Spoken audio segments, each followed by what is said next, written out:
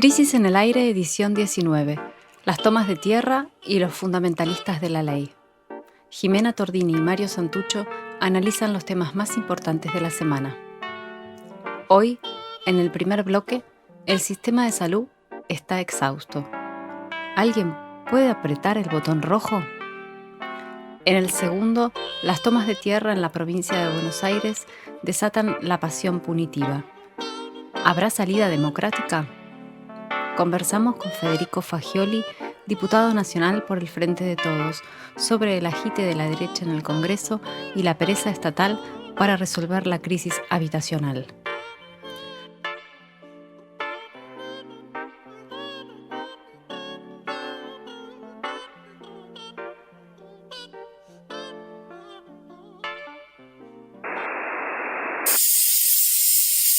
El podcast está al aire.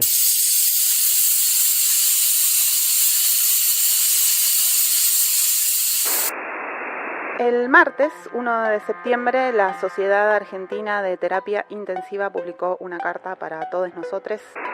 Y el texto marcó la semana, pero sobre todo parece haber significado un punto de inflexión.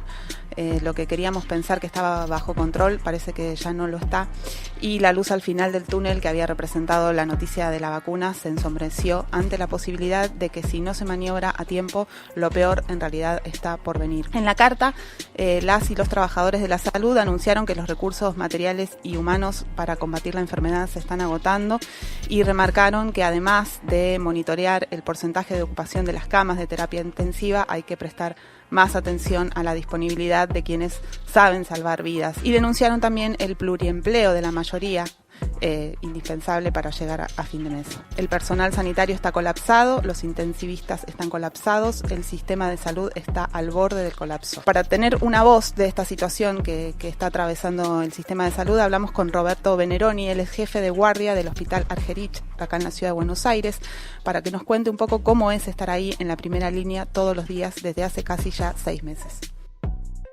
Soy médico, pero no voy a presentarme como médico, sino que voy a presentarme como personal de salud, porque en este momento esta situación la está enfrentando el personal de salud. El personal de salud incluye a médicos, médicas, enfermeros, enfermeras, ambulancieros, camilleros, personal de mantenimiento. Todos estamos codo a codo enfrentando esta situación que es muy compleja. Miren, voy a utilizar una metáfora de algo que en medicina se llama eventos con víctimas en masa, que suele ser una cosa, digamos, habitual que sucedan con determinada frecuencia. Significa que un grupo determinado de pacientes te llegan en el mismo momento con diferentes grados de patología. Entonces el personal de los departamentos de urgencia, como yo al que pertenezco, debe centrarse en recibirlos, hacer un triage, que es la clasificación de acuerdo a su gravedad, y establecer una pronta y rápida respuesta para un correcto tratamiento. Bueno, imagínense que esto nos sucede una vez en una guardia, puede sucedernos 2 veces en una guardia, puede sucedernos en 3. Imagínense que esto nos suceda permanentemente. Bueno, no hay manera. El sistema de salud está resistiendo por la mística, el sentido de pertenencia, la entrega que está haciendo, lo está haciendo a un nivel máximo. La gente, cuando termina su guardia, si vos le mirás los rostros, están grises. Yo veo a los chicos y los veo grises cuando terminan la guardia. Este nivel de estrés, este nivel sostenido, permanente, y en todos los lugares donde uno se encuentra, es muy difícil de manejar. Los equipos médicos de salud están exhaustos. Esa es la realidad, exhaustos. Este nivel de trabajo va a obligar a la medida de que los equipos médicos empiecen a caer, a utilizar gente más joven, gente con menos experiencia y que tiene más posibilidad de contagiarse. Lo que vemos al mismo tiempo, que esta situación crítica para el personal de salud en en la región metropolitana de Buenos Aires, es una federalización de la pandemia en las últimas semanas, que es lo que más preocupa además. Los informes diarios indican que desde mediados de agosto la distribución geográfica de los contagios se fue desconcentrando hacia otras provincias. Y si hasta julio el AMBA absorbía el 93% de los contagios, ahora, hoy por hoy, absorbe el 69%, o sea que ya el 31% de los enfermos y enfermas pertenecen al interior del país. Vamos a detenernos en Rosario, que el 11 de mayo había entrado en la fase 4 y los primeros días de junio había decretado el fin de la cuarentena, ¿no? Al entrar en la ansiada y esperada fase 5. En ese momento se abrieron los bares, los gimnasios y se habilitaron las reuniones sociales, medio que ya se estaba saliendo de la pandemia. E incluso se llegó a hablar de Rosario como una ciudad modelo en el manejo de la emergencia. Sin embargo, en julio los casos empezaron a crecer poco a poco. De 10 pasaron a 20 por día. Y para el 21 de agosto, o sea, hace unos 10 días, ya estaba en un promedio de 100 casos diarios. Hoy los contagios alcanzan a las 400 personas por jornada. El gobernador Perotti firmó un decreto que ordenó el regreso a la cuarentena más estricta. Así que para ver cómo está la situación y cómo están tratando de contener la emergencia allí en Rosario, hablamos con Leonardo Caruana, que es médico, es especialista en medicina general y familiar y es el secretario de salud de la ciudad de Rosario. Estamos en esta etapa mirando, analizando y gestionando las camas críticas de la ciudad, que hoy están en una ocupación por patología COVID de no más del 10%, pero por patologías en general, por el gran funcionamiento de la ciudad, oscilan entre un 60 hasta un 75-78%.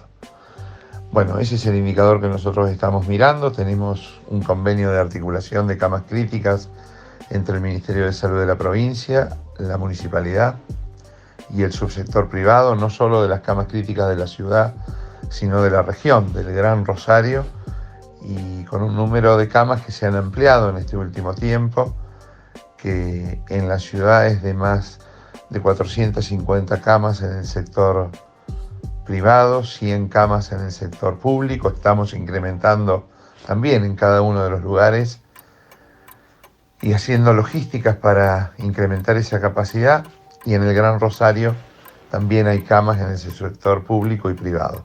El tema de los trabajadores de la salud es parte también de la complejidad de la pandemia en relación a que son trabajadores que están en una exposición y en un mayor riesgo y se han dado, y tenemos un porcentaje de contagios que generan a veces aislamientos transitorios que no escapa a la media nacional y que también se acompaña de un número importante de licencias que se han dado de trabajadores de la salud con factores de riesgo. Y eso, o reubicaciones de trabajadores que teniendo 60 años sin factores de riesgo tienen que estar en un lugar de menor exposición. ¿Sí? Personas licenciadas. Todo esto ha hecho que tengamos que hacer un esfuerzo en incorporaciones, en contrataciones de diferentes áreas, en soportes de salud mental para cuidar los primeros momentos donde las tensiones y los temores se desarrollaban con más intensidad.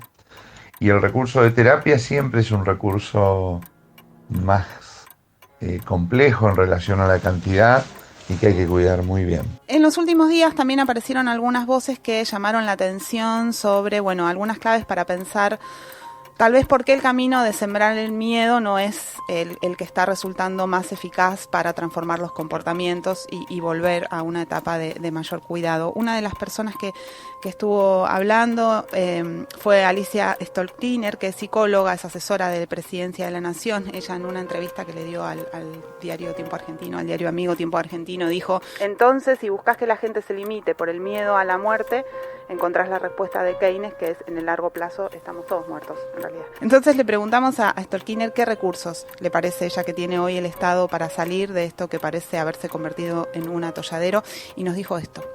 Yo me preguntaría simultáneamente cuáles son los recursos que tiene el Estado y cuáles son los recursos que tiene el conjunto de la sociedad.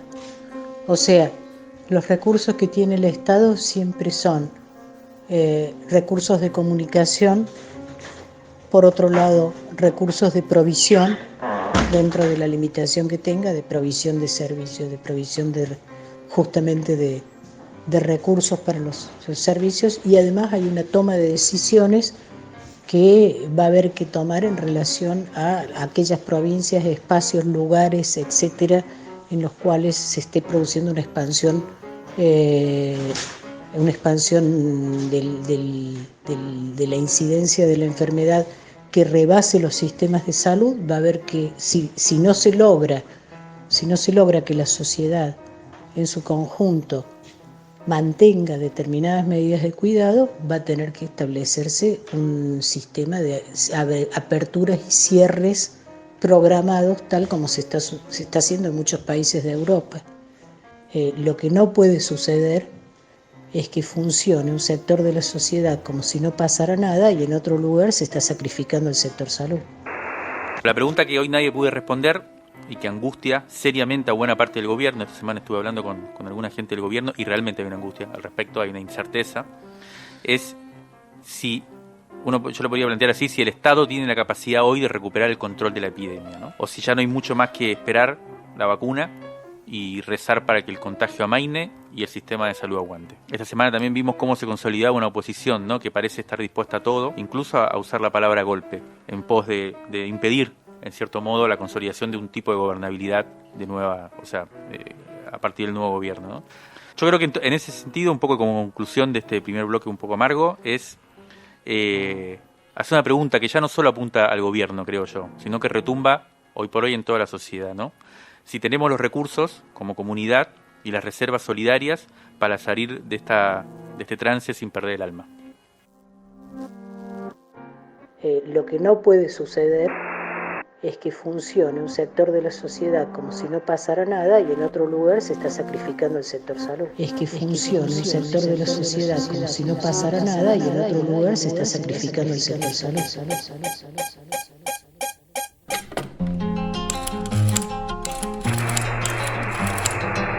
Crisis en el aire. Análisis político en movimiento. A la conversación.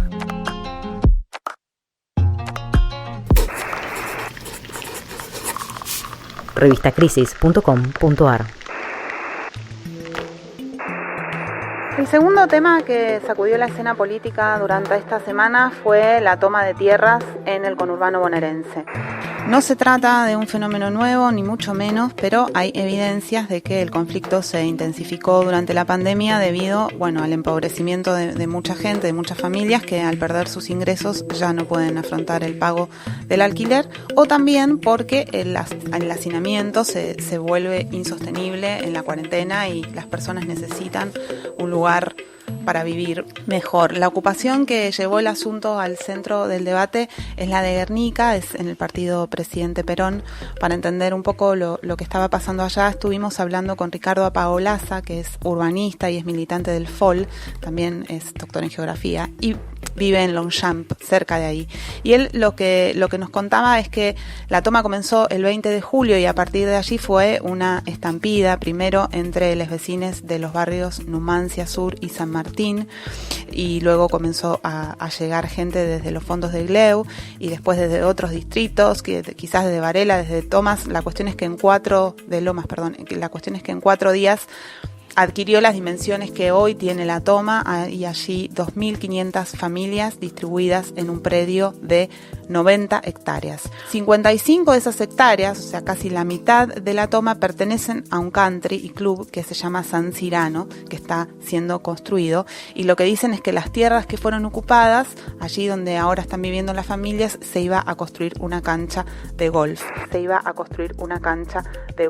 En el conurbano hoy hay 602 urbanizaciones cerradas que ocupan 50.000 hectáreas. 50.000 hectáreas equivale a 2 veces y media la ciudad de Buenos Aires. En esos 602 countries viven 300.000 personas, o sea, 10 veces menos que en la ciudad de Buenos Aires. Donde viven 3 millones. Además del FOL, hay otras organizaciones sociales pequeñas que están colaborando como pueden con las familias que están tomando. Ninguna conduce las tomas ni aspira a hacerlo, pero sí hay a partir de los lazos de solidaridad, un cuerpo de delegados y una organización en las tomas por manzanas, con calles, con comedores, con merenderos, con postas sanitarias, con huertas, como la construcción comunitaria que tiene lugar en las tomas. Las negociaciones, por lo que sabemos, están en marcha de las personas que están tomando con los 3 niveles del Estado, el municipio, provincia y nación. Y por supuesto la pregunta que nos cabe hacernos y que de alguna manera genera mucha incertidumbre en las familias que están tomando es cuál es la salida de la situación, es decir, si es una salida democrática o si hay peligro de que volvamos a ver escenas como las del Parque Indoamericano a fines de 2010.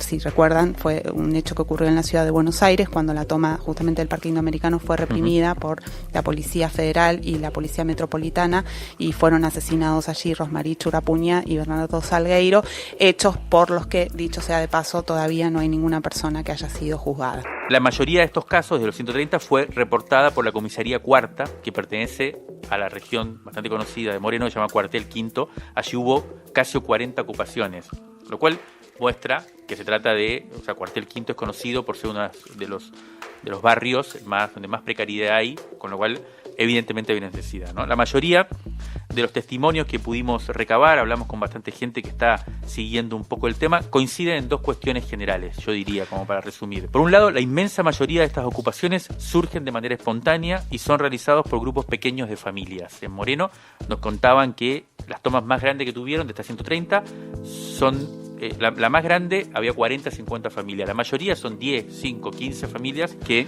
van y ocupan un terreno por necesidad, ¿no? La mayoría de la gente con la que hablamos nos confirmó que no están organizadas por los movimientos sociales, van surgiendo a la que te criaste, uno podría decir, y tampoco responden a internas políticas, como sucede por lo general en el año de elecciones, y tampoco hay estructuras criminales fomentándolas, como se escuchó de manera efusiva en los medios de comunicación. Esa es la primera conclusión que uno puede sacar. La segunda es que no solo hay uno puede ver que no solo hay una necesidad evidente en el origen de estas tomas, habitacional, de la gente que, como decías vos, está o bien hacinada o no está pudiendo pagar los alquileres, sino que se trata de un problema que ya es estructural, que comenzó a manifestarse por lo menos desde los primeros años 80 y que ya desde ese momento nunca se detuvo, las tomas, digamos, de terrenos en el conurbano, y que está promovido por 2 tendencias que parecen irrefrenables a esta altura, digamos, ¿no?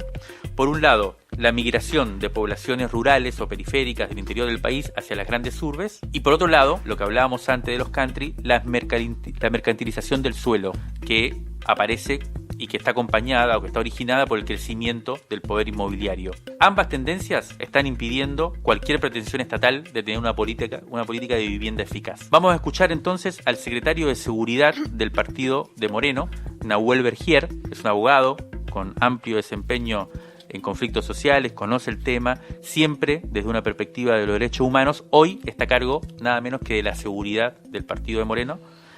Además es militante del movimiento Evita, como la actual intendenta del partido. Nahuel nos contó lo siguiente. Nosotros no observamos presencia ni de organizaciones sociales ni de movimientos políticos detrás de las usurpaciones, de las tomas. Todo lo contrario, lo que vemos son situaciones de mucha fragilidad y descomposición social, donde sí lo que aparecen son 3, 4, 5 vivos que se aprovechan de situaciones de extrema vulnerabilidad y que después son quienes hacen negocios con las usurpaciones, hacen negocios revendiendo terrenos, amenazando a las propias familias que participan de las tomas, y ahí es donde sí aparecen grupos de criminalidad organizada que son a quienes la justicia, a eso sí la justicia claramente debe identificar y perseguir.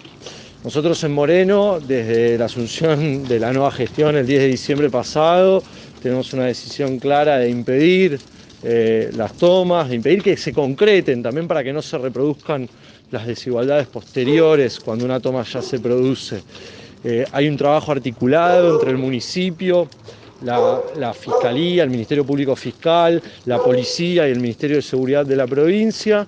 Hay sistemas de alerta temprana, por los cuales las referentes territoriales o de las delegaciones municipales avisan cuando toman conocimiento de una posible toma y de inmediato se hace presente el municipio para comenzar un proceso de diálogo que muchas veces dura una cantidad importante de horas, a veces puede durar hasta 10, 12 horas de diálogo en el lugar. Por supuesto que también asisten las fuerzas de seguridad con la conducción de la Fiscalía para plantearle a las familias que tienen que retirarse del lugar, a las personas que están ahí, e iniciar en todo caso otros procesos con otras áreas municipales.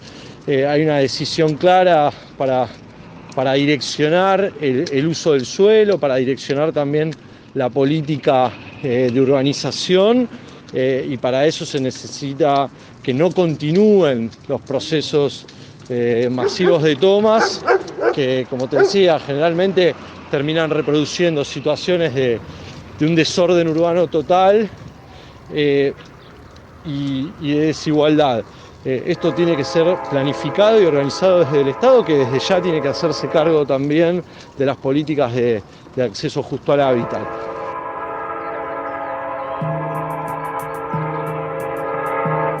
Lo que es preocupante es que al mismo tiempo que vimos estas manifestaciones de esta necesidad brutal de las personas por encontrar un lugar donde vivir, en los medios empezamos a ver una fuerte oleada de estigmatización que en general conduce al agravamiento y además a expresiones de violencia, ¿no? Queríamos recuperar una escena que vimos esta semana en el prime time de un canal muy importante de noticias de la televisión argentina, donde el analista político Diego Seigman mostró unas fotos desde drones de la ocupación y le pedía a la audiencia que miremos lo ordenado que estaba, ¿no? La distribución ordenada de las casitas precarias, la demarcación de los terrenos. Y la conclusión que se sacaba ahí, sin ningún argumento, como si fuera una conclusión que cae de un árbol, era que hay mafias que manejan las tomas de tierras y delincuentes que se aprovechan de la necesidad de la gente. Y este razonamiento, que es precario y es racista, empezó a multiplicarse por millones en los distintos canales de televisión y a machacar con esa idea que incluso llegó a los medios públicos, ¿no? Sí, y una secuencia análoga, Jimé, se vivió también en el sistema político, ¿no? Bernie, yo diría, me gustaría decirlo, es como esa especie de facho que todo gobierno nacional y popular que se precie debe llevar adentro, en tándem, como decías vos, con los grandes medios y con la creme, digamos, con el núcleo duro de la oposición, pudo demarcar a lo largo de esta semana la línea oficial. Y a la gran mayoría resultó obvio lo que decía Bernie. Básicamente, el enunciado es: tomar tierras es un delito. Fue medio al unísono, ¿no? Durante toda la semana, primero Bernie y después las principales responsables del oficialismo, ¿no? El gobernador, el presidente, la ministra de Seguridad de la Nación, que siempre había tenido diferencias con el ministro de Seguridad de la provincia de Buenos Aires. Esta vez hubo una especie de consenso, ¿no? Yo creo que otra vez las reservas progresistas de la élite políticamente correcta cedieron y se impuso el consenso punitivista, ¿no? Como sucedió, y acá lo hablamos en su momento, al inicio de la pandemia con la supuesta liberación masiva de presos. El ministro de Seguridad de la provincia de Buenos Aires fue más allá y acusó a un dirigente de una organización aliada, parte de la coalición, en este caso el Movimiento Evita, que además es secretario de Relaciones Parlamentarios, o sea, de la Jefatura de Gabinete de la Nación, o sea, un secretario de Estado, Fernando El Chino Navarro, lo acusó de instigar las ocupaciones. Nadie entendió nunca de dónde sacó esa versión, él tampoco se preocupó de explicarlo. En fin, recién ayer a la tarde, una voz importante dentro del Frente de Todos, pero que tiene una particularidad y es que no asumió ningún cargo dentro del gobierno, mostró su desacuerdo. Se trata de Juan Grabois, que en un texto que publicó en Facebook y que recomendamos porque vale la pena entero, bueno, mostró su disconformidad y voy a leer solo un parrafito que quizás no sea el más importante del texto, realmente recomiendo leerlo, pero que viene a cuento de lo que venimos charlando hasta acá. Dice Juan Grabois: ocupar no es usurpar. Le guste o no a nuestros políticos y opinólogos, existe algo llamado derecho penal. Los delitos están tipificados. Usurpar es ingresar en un inmueble con clandestinidad, violencia o abuso de confianza. Si hay un pastizal abandonado, sin alambrar, y la gente entra, les guste o no, señores, no hay delito. Ningún delito. El que dice que ocupar es delito, miente. Hay, en todo caso, un problema de derecho civil. Me parece muy importante porque da cuenta de cómo de repente hay ciertas fórmulas que se imponen, que se generalizan, que nos parecen obvias, que incluso a muchos de nosotros que tratamos de tener lecturas críticas aparecen como atravesándonos, y uno dice, bueno, parece que si todo el mundo lo dice, debe ser, bueno. Y la verdad es que, bueno, acá Juan Grabois, particularmente en este punto, dice, bueno, están diciendo cualquier gansada, digamos. Bueno, vamos a escuchar también a otro dirigente social, en este caso José Luis Calegari, que es referente del Centro de Participación Popular Monseñor Enrique Angelelli, una organización de base que viene trabajando hace décadas en Florencio Varela, cerca y también en un municipio donde ha habido ocupaciones, que plantea lo siguiente. Si yo impido las tomas de tierra como está haciendo de manera muy dura, judicializo todas las tomas y detengo más de 500 personas, como sostuvo Bernie en algunos programas ayer, y por otro lado no genero condiciones de acceso al hábitat justo, lo que estoy generando es una olla a presión tremenda, porque los elementos de por qué son las tomas son elementos centrales que hay necesidad concreta. En Varela, por ejemplo, hay 35.000 familias anotadas en los planes de viviendas. Sumemos las que no están anotadas. Es una cantidad enorme de población que está pujando por acceder. Si yo le pongo una tapa como si fuera una olla a presión, lo que puedo tener es salidas con niveles de violencia. Lo otro que me parece grave es decir, si en vez de buscar y trabajar sobre las causas, es trabajar sobre la identificación de quiénes serían esas figuras organizadoras, ¿no? Como para estigmatizar. La pregunta que deberíamos hacernos es, ¿qué debe hacer un movimiento social, cualquiera sea, oficialista u opositor, cuando tiene muchas de sus familias que integran esa organización, situación de no poder pagar alquileres o haber quedado en situación de calle, y esas familias son parte de una toma? ¿Qué se debería hacer ahí? No acompañar, abandonar su suerte. Lo que se está poniendo en juego también es la propia dinámica de las organizaciones políticas, que también tienen su agenda y su inserción y legitimidad en los territorios. Y en vez de estar buscando quién es la organización que está detrás, como si esto fuera una cuestión de búsqueda en términos de casi tareas de inteligencia, nos parece también un juego peligroso.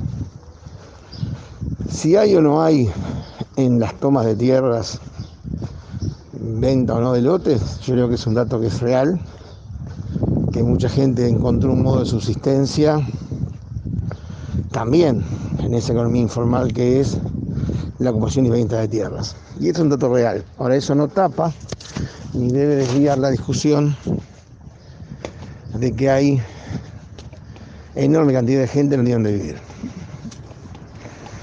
Lo otro es que las tomas organizan el narcotráfico. Yo no creo que sea así. Sí creo que ante el caos de una toma que subsiste y no hay organización barrial o no hay intervención estatal, es un caldo de cultivo para que se instale la venta de drogas como en todos los barrios.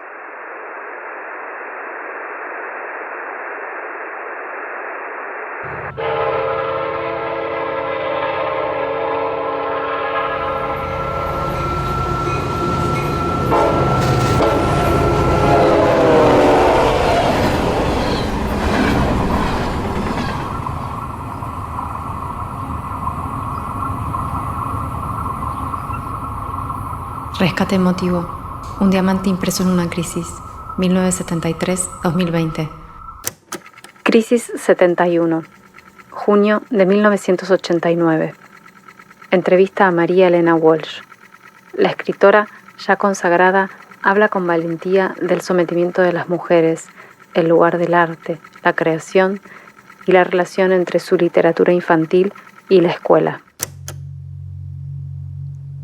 Me propuse que todo lo que escribiera para chicos formase parte del recreo, de la diversión, del asunto estético, fuera de lo escolar, de la moral, porque la poesía, la música, la narrativa estaban aplicadas al tema escolar o religioso o histórico. Aprendíamos a recitar versitos, el 25 de mayo, la bandera. De pronto quise borrar todo eso, que la música y la escritura para chicos fuera gratuita como lo es para los adultos, porque no hay que descuidar el entretenimiento y lo estético. Eso realmente forma a los chicos. Con la formación de las nenas es fundamental ridiculizar ciertas jerarquías, ciertos personajes muy estereotipados, como las princesas de los cuentos, que eran princesas muy sometidas. Hay que ridiculizar el estereotipo, escribir y jugar desde el lugar de los chicos. María Elena Walsh nació en 1930. Fue poeta, escritora, cantante, dramaturga y compositora. Soy Elsa Drukarov y me encanta recordar ese 1989 en el que viajé a Mar del Plata a asistir al Festival de la Mujer y el Cine. Era la primera edición de ese festival con mi amiga, la poeta Silvana Francetti. Fuimos como periodistas y allí le hicimos una entrevista a María Elena Walsh. La entrevista fue una gran experiencia, pero quiero contar muy rápidamente el antes de esa entrevista. María Elena Walsh era un personaje muy importante en mi vida. Yo me crié como niña cantando sus canciones y leyendo sus poemas, sobre todo las letras de sus canciones las leí mucho como poemas. Y alguna vez yo había escrito un texto, ya veinteañera, agradeciéndole a María Elena Walsh haber entendido con ella la fuerza del lenguaje y el juego de la poesía. Ese texto traté de mandárselo, pero en esa época no era fácil, no había emails, no había nada. Me acuerdo que hasta caminé buscando una guía telefónica especial a ver si encontraba. Finalmente nada, el texto no le llegó, nunca se lo mandé, y en el Festival de la Mujer y el Cine, en el cóctel de inauguración, ya con mucho champán encima, me acerqué a María Elena y le hice una especie de declaración de amor. Le dije: yo por vos conocí la poesía, yo te debo la literatura, y le dije un montón de cosas. Y María Elena, que estaba con muletas, me acuerdo, apoyó las muletas y me abrazó y nos dimos un abrazo conmovido, y a mí se me cayeron las lágrimas. Y al día siguiente trataba de hablar con ella para arreglar una entrevista y veía que me trataba como: ¿y a vos quién te conoce? Me trataba mal, era muy seca, era una mujer que podía ser seca, no me daba bola. Y finalmente me decido, a la noche, la agarro otra vez, pero antes de que empiece el cóctel, porque había cócteles y cosas todas las noches, y le digo: María Elena, yo ayer te dije un montón de cosas y vos me diste un abrazo. Y me dice: yo ayer estaba absolutamente en pedo, no me acuerdo de nada. Y ahí nos reímos mucho, y ahí fue que hablamos y acordamos la entrevista con Silvana Francetti para el día siguiente.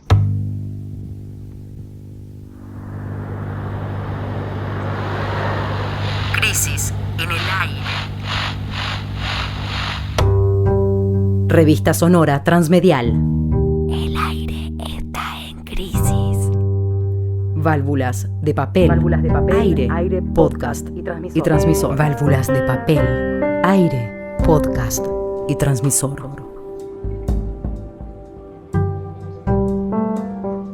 Crisis en el aire.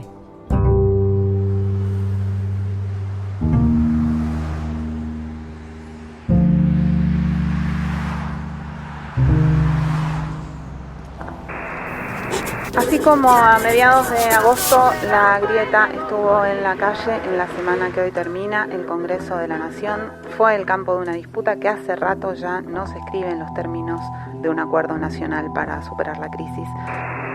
Para la oposición no hay gesto de moderación ni señal hacia el empresariado argentino que alcance, porque evidentemente se van a dedicar a patear el tablero sin parar. El martes en la Cámara de Diputados, además del escandalete que fue amplificado por los medios y por las redes sociales sin fin, sucedió algo que es un anticipo de lo que puede llegar a suceder, que es la negativa a participar de un esquema de gobernabilidad y esta negativa se convierte en una acusación de autoritarismo, y ahí hacia la desestabilización hay un paso, ¿no? Y si, una cosita, Jiménez, si Donald Trump llega a reelegirse en las elecciones de noviembre en Estados Unidos, yo te diría que casi seguro va a suceder un avance fuerte en esos términos de desestabilización. Para charlar un poco de lo que está pasando en el Congreso de la Nación, estamos en comunicación con Federico Fagioli, que es diputado nacional del Frente Patria Grande, que integra el Frente de Todos. Hola Federico, buen día. Jimena Tordini y Mario Santucho estamos acá, ¿cómo estás? Hola Jimena, hola Mario, buen día. Te queríamos preguntar a qué está jugando la derecha en la Cámara de Diputados y cómo te parece a vos que sigue el tema. No, a ver, yo creo que hay un fuerte intento de defender los intereses de los que ellos representan. Tienen unas actitudes muy antidemocráticas, no quieren, como lo hicieron durante los 4 años de Macri, que el Congreso funcione. La verdad que están poniendo palos en la rueda a la gestión de Alberto, y yo creo que claramente están decididos a avanzar en la radicalización de su espacio, en seguir generando este tipo de actitudes antidemocráticas, en frenar la democracia, en no avanzar en cambios estructurales para la Argentina. La verdad que se oponen absolutamente a todo lo que viene a plantear alguna modificación a lo que ya está construido, como por ejemplo la reforma judicial o el aporte extraordinario a las grandes fortunas, que claramente el escandalete que hicieron el otro día, que más allá de que era para los medios de comunicación, porque la verdad que son personas que más de trabajar para la Argentina y para sacar a la Argentina adelante, lo único que les interesa es salir mediáticamente en los medios y que sea un escandalete y seguir intensificando su discurso radicalizado de derecha. La verdad que era solo para oponerse a que no tengamos protocolo para que el Congreso no pueda seguir sesionando y para que el Congreso no avance en medidas como por ejemplo la reforma judicial o el aporte a las grandes fortunas. Es decir, siguen mostrando primero la irresponsabilidad como oposición, que era esperado, ¿no? Fueron un gobierno irresponsable, que nos endeudaron a más de 100 años, que destruyeron la Argentina, era esperable que suceda esto, pero siguen demostrando que defienden los intereses concentrados de la Argentina. Es evidente que la oposición tiene sectores, tiene fracciones, ¿no? Hay algunos más acuerdistas, otros más radicalizados, como vos señalabas. Sin embargo, parece imponerse, o por lo menos el martes eso sucedió, la versión más radicalizada. Entonces, por ahí aparece una pregunta: ¿esto va a seguir siendo así? ¿Hay posibilidades de que se imponga otro marco en la discusión? ¿Se está trabajando en ese sentido? ¿Vos lo ves posible, por un lado? Y por otro lado, que tiene relación con esto, yo siempre pienso en cierta analogía de lo que está sucediendo ahora con lo que pasaba en el 2016, ¿no? Cuando, en todo caso, casi todos los sectores del Frente de Todos estaban en la oposición y también había una discusión al interior de ese frente heterogéneo que puede ser el peronismo, sobre si dar gobernabilidad o no dar gobernabilidad. O sea, lo que te quiero decir es, hay algo más que tiene que ver con la matriz política actual, ¿no? De la polarización, de cómo le conviene a un sector no dar gobernabilidad. ¿Vos cómo estás pensando esta? No, yo creo, como vos decís, que ellos mismos tienen internas. De hecho, en un momento de la reunión de labor parlamentaria, que es una reunión que se hace previa para acordar todo lo que se va a tratar en la sesión, se estaba empezando a construir un acuerdo y de repente llegó un llamado que llamó a todos los diputados de la oposición a no acordar y a salir a hacer ese escandalete. Están en tensiones, hay algunos de los que son el ala más dura que están presionando muy fuerte, que hasta ahora viene reinando ese espacio, pero yo creo que hay un sector de ellos que tienen ganas de garantizar la gobernabilidad, la democracia, incluso acompañar al gobierno en muchas de sus medidas que están planteando el Ejecutivo. Yo lo que entiendo es que esto por un tiempo, y sobre todo cuando nosotros sigamos planteando algunas medidas que vayan a plantear algunas cuestiones estructurales, o sobre todo que toquen los sectores que ellos defienden, van a seguir tensando esta situación y van a llevar la situación al límite, y a mí me preocupa mucho, que sigan avanzando en un proceso antidemocrático, que traten de frenar el Congreso, que traten de generar desestabilización. La verdad que preocupa, pero bueno, nada, yo estoy convencido de que tenemos que hacer un paso para adelante y seguir avanzando en los cambios que necesita nuestro país, ¿no? Hablabas antes de la discusión por el tributo de las grandes fortunas para paliar la crisis. ¿Cómo ves vos esa situación? ¿Sale? ¿No sale? No, yo creo que va a salir. Creo que es sumamente importante que salga. Es importante que los que más tienen, los que se enriquecieron durante todos estos años en la Argentina, mientras la Argentina siga el tacho, empiecen a poner un poco de su fortuna, y me parece que tiene que ser aparte un primer paso para una reforma tributaria en serio en la Argentina. No puede ser que hoy los que más ganan, los que se enriquecen, los que concentran la fortuna paguen menos y los que menos ganan, los laburantes, paguen más, ¿entiendes? O sea, hay que empezar a cambiar esa lógica, y me parece que este puede ser un primer puntapié. Si no lo es, si bien no lo es, porque no es una reforma tributaria, es simplemente un aporte por única vez, que nos va a ayudar muchísimo porque se van a recaudar más de 300.000 millones de pesos, creo que tiene que ser un puntapié para empezar a pensar una reforma tributaria que vamos a necesitar para recaudar fondos para poder llevar adelante un plan para sacar a la Argentina adelante. Sí, ojalá que pueda ser tal cosa, tal y como se ve hoy. Cuesta pensarlo, ¿no? Porque si hay tanta crisis institucional y política por, como decís vos, medidas que en todo caso tienen que ver con la emergencia, me imagino que va a ser mucho más complicado si se trata de introducir reformas extraordinarias, pero de todas maneras, o reformas más estratégicas, pero de todas maneras me parece muy importante ahora la discusión en la urgencia también, porque como vos decías, este impuesto extraordinario, entre otras cosas, va a estar dedicado, según leí, ¿no? un porcentaje de ese impuesto a la urbanización de los barrios populares. Y ahí te quería llevar un poco, porque estuvimos hablando hace un rato y toda esta semana estuvo en primera plana la cuestión de las tomas de tierras, ¿no? Te quería preguntar específicamente, vos sos diputado nacional por la provincia de Buenos Aires, especialmente por el sur del conurbano, y además vos participaste de una toma de tierras hace unos años, ahí en tu distrito, una toma de tierras que se organizó, que se convirtió en barrio.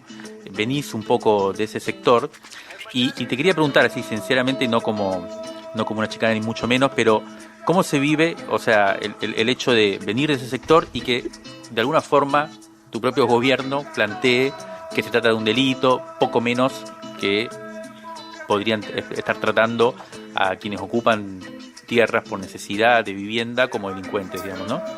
Sí, primero lo que decías del aporte es muy importante. El 15% va a ir a la integración sociourbana de los barrios populares, que no es menor, son 45.000 millones de pesos más o menos, que se va a invertir en eso.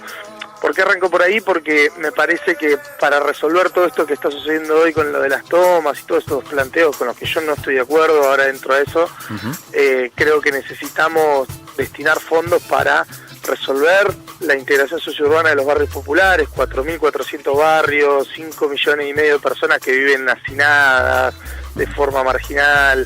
Digo, la verdad que hay que invertir ahí porque ese es parte del problema. Yo no acuerdo, y lo salí a decir públicamente, con muchos de los planteos de algunos compañeros del Frente. Creo que las tomas de tierra son el producto de un problema que viene en la Argentina arrastrándose hace muchos años, que es un déficit estructural, que es la falta de acceso a la vivienda, la falta de acceso a la tierra, el no tener una planificación y un Estado presente en este sentido, que vaya a cubrir ese derecho, a resolver ese derecho. Hay un abandono en materia habitacional hace muchísimo tiempo. Con el macrismo se agudizó porque no invirtieron un solo peso en resolver la situación habitacional de los barrios populares. La pandemia nos lleva también a eso, la concentración que hay en la Argentina, 94% de la población vive en zona urbana. Tenemos extensiones de tierra en las que tranquilamente podríamos repensar un repoblamiento de la Argentina, y yo lo que creo que jamás hay que abordar un problema social, un problema habitacional, criminalizando, demonizándolo, estigmatizándolo con represión. Y aparte, lo que estoy cansado de escuchar también es que siempre dicen que este problema estructural se resuelve o es de difícil resolución a mediano o largo plazo. Entonces siempre pateamos el problema para adelante y siempre terminamos dejando a los vecinos abandonados en ese sentido. Nosotros venimos planteando la creación de lotes con servicio a través de la Secretaría de Integración Sociourbana. No solo están los fondos, porque a principios de año creamos el impuesto país, que parte de esa plata que se recaudó fue un fideicomiso del RENAVAP para poder urbanizar los barrios populares y generar lotes con servicio, que esto hay que decirlo, desde que se creó ese fideicomiso hasta hoy no se pudo ejecutar un solo peso por la inacción de los mandos del ministerio, ¿no?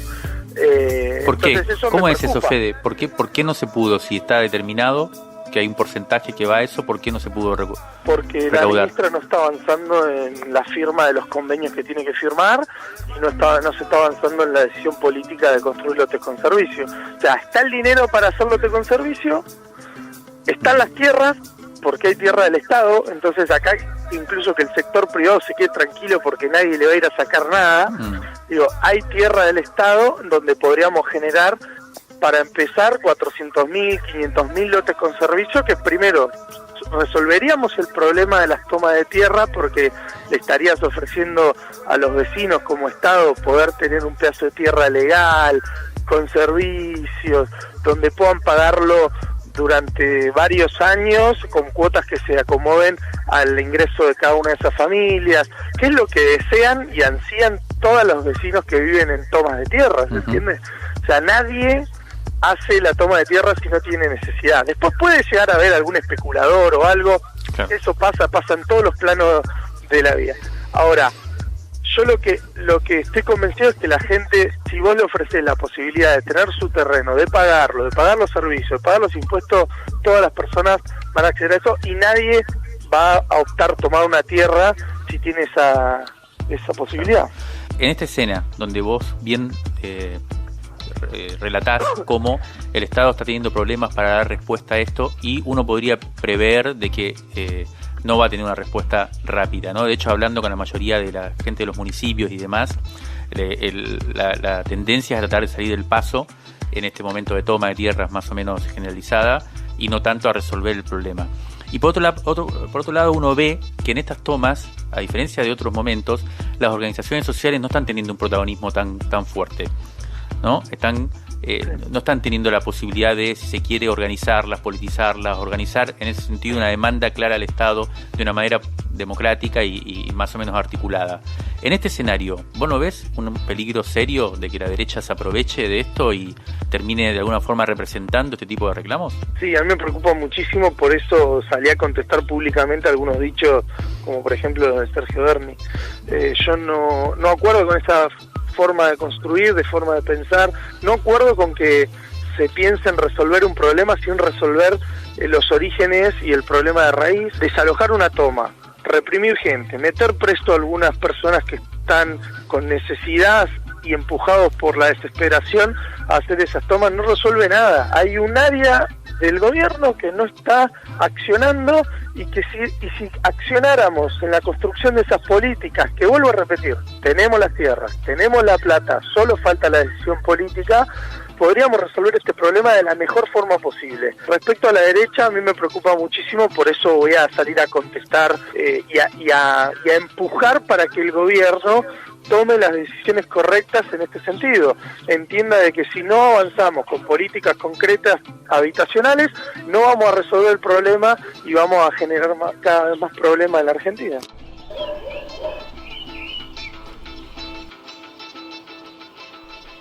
Encontranos en todas las plataformas de podcast o los sábados de 8 a 9 en Radio Nacional AM870.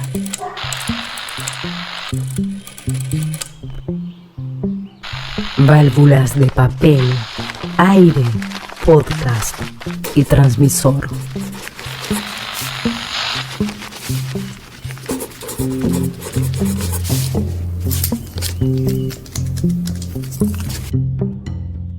Crisis en el aire.